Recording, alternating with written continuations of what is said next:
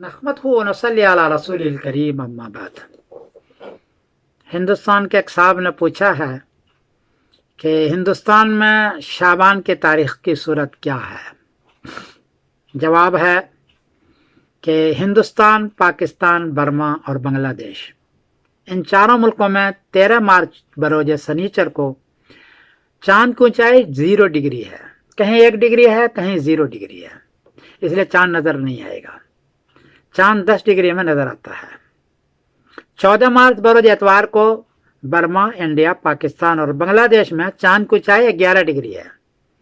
चांद चूंकि 10 डिग्री में नजर आता है, यहाँ 11 डिग्री है, चांद लाजमी नजर आएगा।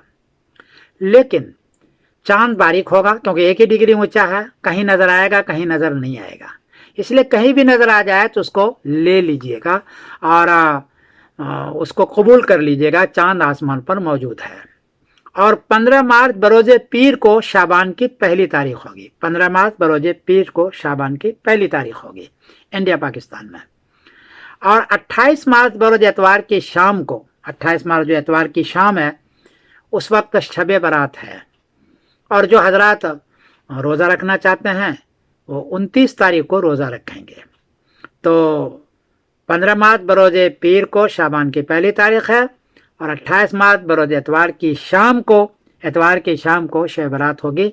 ये सूरत हाल है। मैं समीरुद्दीन कासमी बोल रहा हूँ, मैनचेस्टर, इंग्लैंड से। अस्सलाम वालेकुम वरहमतुल्लाहि वबरकातुहू।